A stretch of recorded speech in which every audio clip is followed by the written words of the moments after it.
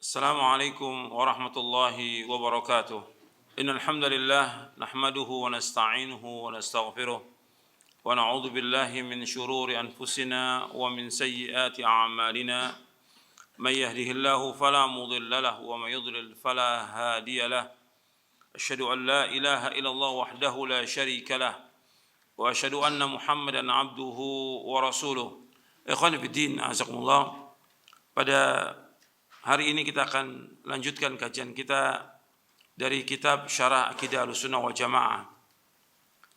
Pembahasan kita pada bab yang sebelumnya, bab yang kelima.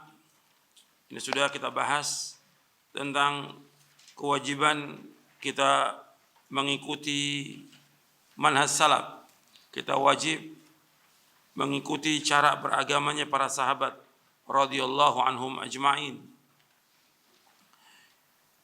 Kita wajib mengikuti jejaknya para sahabat karena Allah Subhanahu wa taala memerintahkan kita untuk mengikuti jejak mereka, dan ini hukumnya wajib.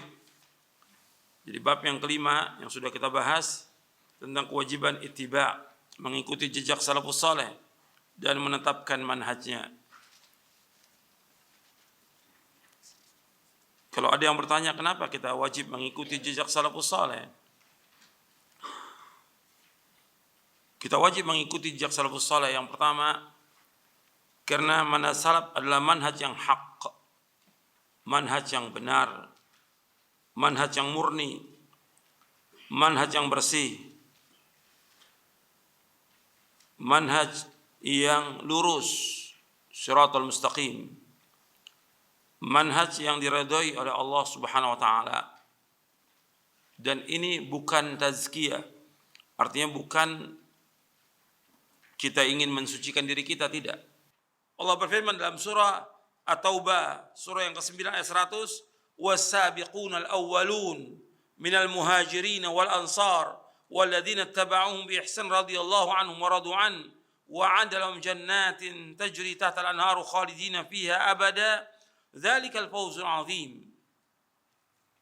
Orang-orang yang terdahulu lagi yang pertama-tama masuk Islam di antara orang-orang muhajirin ansar dan orang-orang yang mengikuti mereka dengan baik, Allah ridho kepada mereka dan mereka pun ridho kepada Allah. Allah menyediakan bagi mereka surga-surga yang mengalir di bawahnya sungai-sungai, mereka kekal dalamnya selama-lamanya. Itulah kemenangan yang besar. Yang kedua, alasan yang kedua, kita wajib mengikuti jejak salafus saleh karena mereka para sahabat radhiyallahu anhum ajma'in. Mereka adalah orang-orang yang menemani Rasulullah SAW.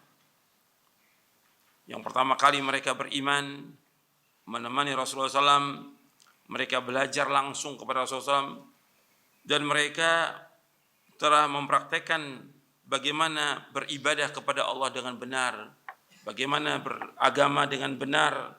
Mereka sudah melaksanakannya, dan Allah ridho dengan mereka, dan mereka dijamin dengan surga.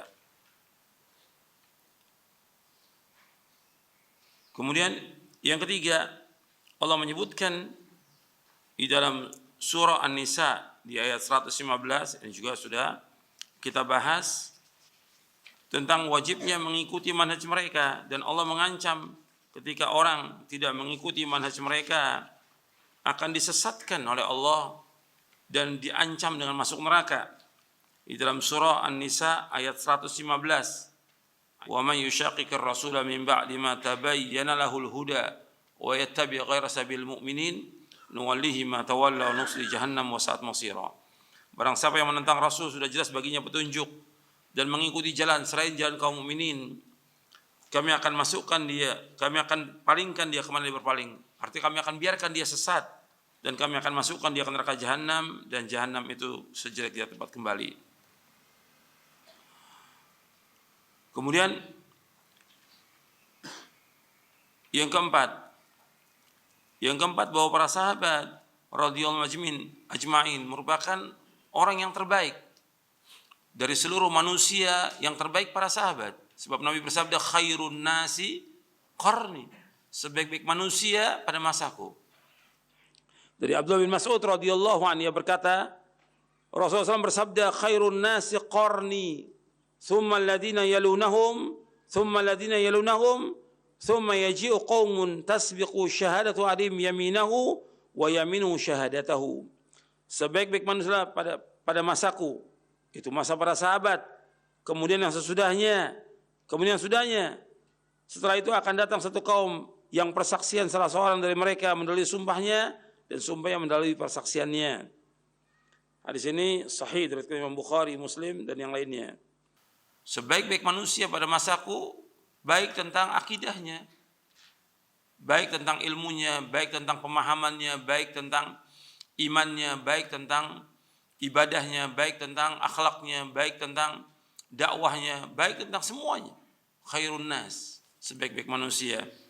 Mereka adalah orang yang paling utama dari umat ini.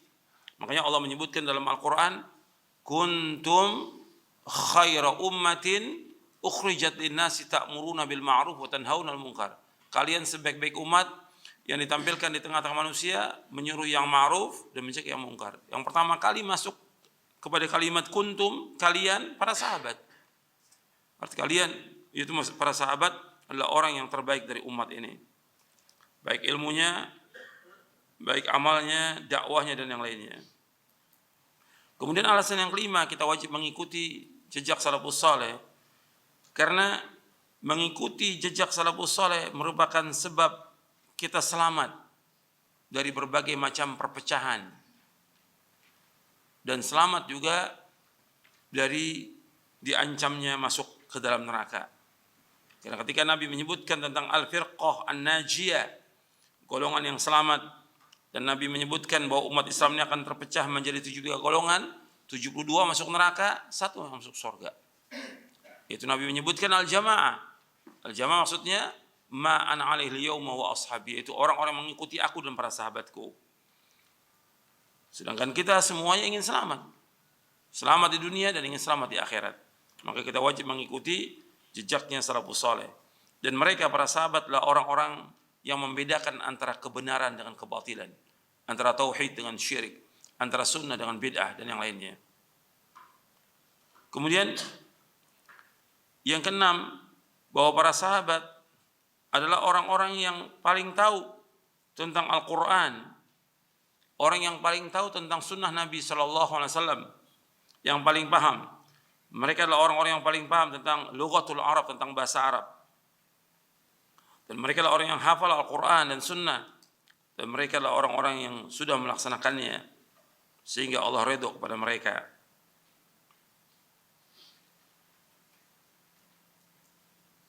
Yang ketujuh, bahwa manhaj mereka itu satu. Baik dalam masalah iman, baik dalam masalah mengambil dalil, baik dalam masalah arkanul iman yang 6, arkanul Islam, tentang al-qada wal qadar dan yang lainnya, semua sama, manhaj sama. Tentang nama-nama dan sifat-sifat Allah, asma wa sifat, sama semuanya. Enggak ada perbedaan di antara mereka sama sekali, tidak ada di antara para sahabat. Ketika mereka menetapkan Allah di atas langit, Allah di atas arsy, semua sama, enggak ada perbedaan di antara mereka, sama sekali enggak ada perbedaan. Ketika mereka menetapkan nama-nama Allah, sifat-sifat Allah, semuanya sama. Ketika mereka menetapkan bahwa Allah satu yang wajib diibadahi, enggak boleh menjadikan makhluk ini sebagai perantara dalam ibadah kepada Allah, sama semuanya. Enggak ada seorang sahabat pun yang datang ke kuburan Nabi untuk minta sesuatu, tidak ada. Semuanya sama, beribadah hanya kepada Allah SWT. Manhajun wahid, satu manhaj mereka, sama. Meskipun ada perbedaan dalam masalah fikih, wajar ada. Tapi manhaj mereka dalam ibadah kepada Allah, dalam tauhid, semua sama. Dalam akidah semua sama. Kemudian yang kedelapan, mereka adalah orang-orang yang wasat. Wasat artinya pertengahan. Sebagaimana Allah sebutkan dalam surah Al-Baqarah, wa kadzalika ja'alnakum ummatan wasata litakunu syuhada'a 'alan nas wa yakuna ar-rasulu 'alaikum syahida. Demikian akan menjadikan kalian umat yang pertengahan, umat yang terbaik, agar kalian menjadi saksi di atas manusia ini dan Rasul sebagai saksi atas kalian. Wasat, tidak ada gulu, tidak ada para sahabat berlebih-lebihan kepada Nabi Muhammad SAW, tidak ada. dan tidak juga jafa. Tidak ada kekerasan sama sekali. Maksudnya mereka semuanya taat kepada Rasulullah. Enggak ada yang membangkang, tidak ada. Sami'na wa ata'na perkataan mereka. Kalau mereka disuruh taat kepada Allah Rasulnya, sami'na wa ata'na. Dan mereka enggak ada yang berlebih-lebihan kepada Rasulullah SAW karena dilarang untuk ghulu. Dan Nabi larang dengan keras ghulu. Bahkan ketika mereka menyebut Nabi sebagai orang yang paling baik, menyebutkan Nabi SAW bahwa Nabi SAW adalah sayyid, Nabi enggak mau. Nabi enggak mau dipuji, Nabi enggak mau disanjung. Dan ada dibahas di buku ini nanti tentang iman kepada Nabi Muhammad SAW. Ada pembahasannya. Jadi mereka enggak ghulu dan mereka juga tidak jafa. Gitu. Mereka melaksanakan semua perintah Allah dan Rasulnya dan mereka menjauhkan larangannya. Jadi umat yang wasat, pertengahan, tidak ada ghulu dan tidak dijafa.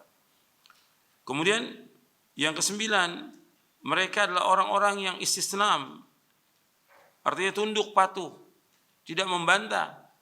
Ini lanjutan daripada yang ke-8 tadi. Mereka ini tunduk patuh. Seperti yang Allah sebutkan ciri mereka, ciri orang yang beriman. Antum bisa lihat di dalam surah An-Nur, surah yang ke-24 tentang mereka, innama kana qaulal mu'minina idza du'u ila Allahi wa rasulihi liyahkuma bainahum ay yaqulu sami'na wa ata'na wa ulaika humul muflihun. Sesungguhnya perkataan orang beriman apabila diajak kepada Allah Rasulnya untuk dihukumi di antara mereka, mereka mengatakan sami'na wa ata'na, kami dengar, kami taat. Dan mereka adalah orang-orang yang sukses, orang-orang yang beruntung. Jadi mereka tunduk.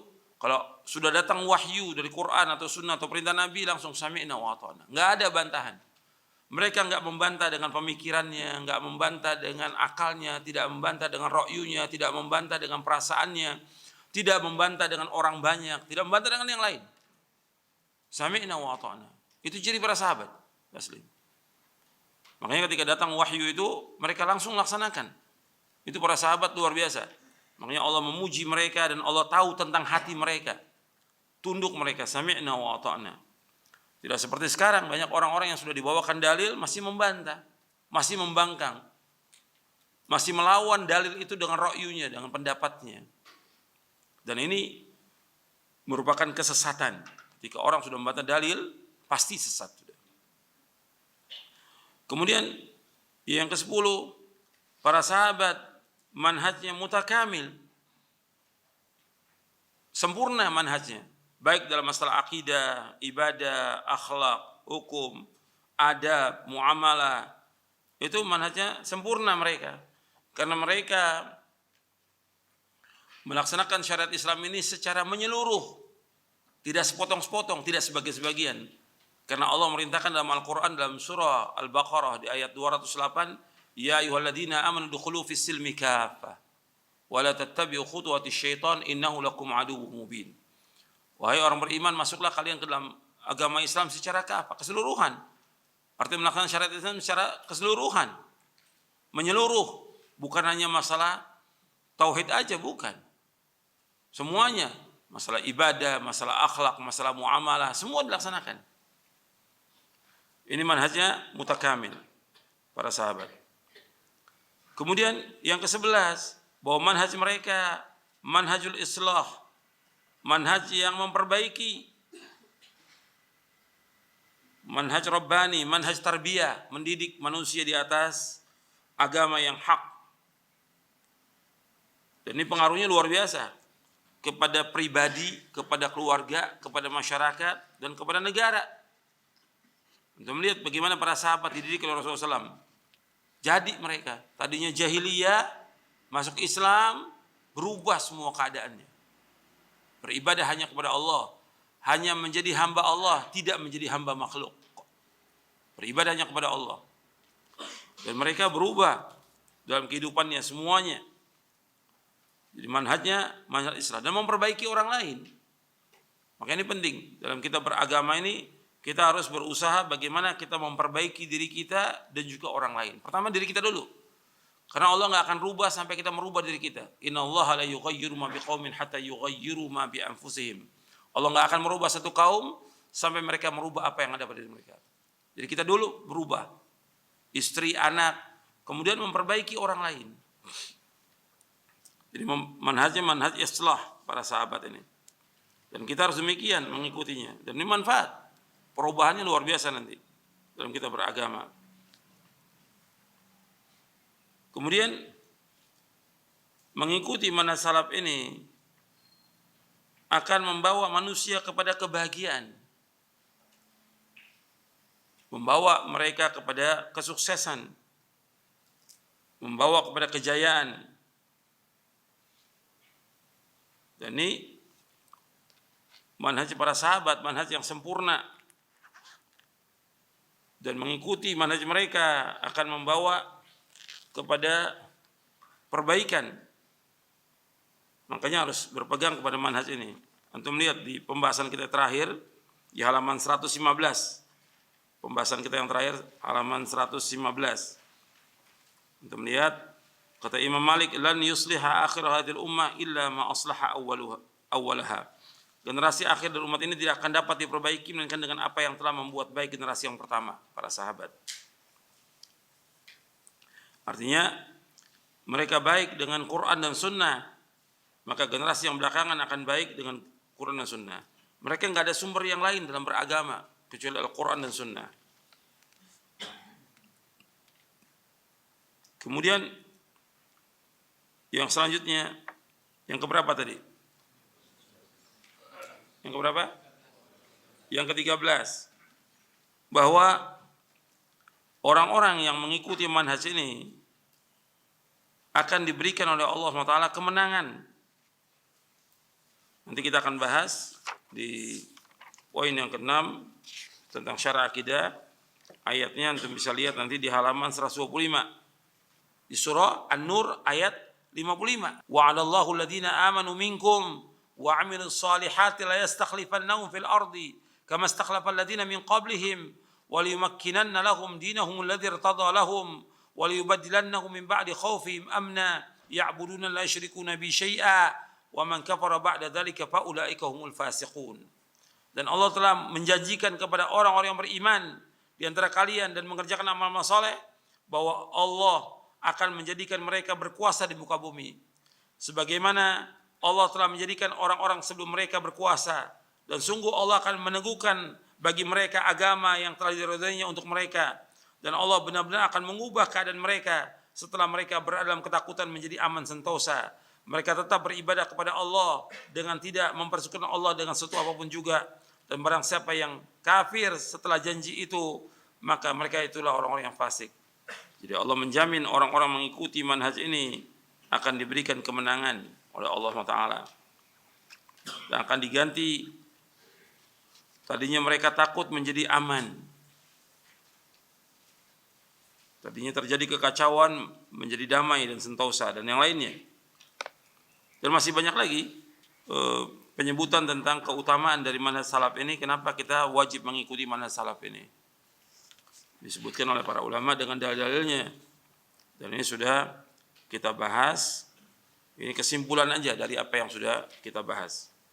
Karena sering timbul pertanyaan, kenapa sih kita wajib mengikuti manhaj salaf? Jawaban yang paling mudah, ya karena kita ingin masuk surga.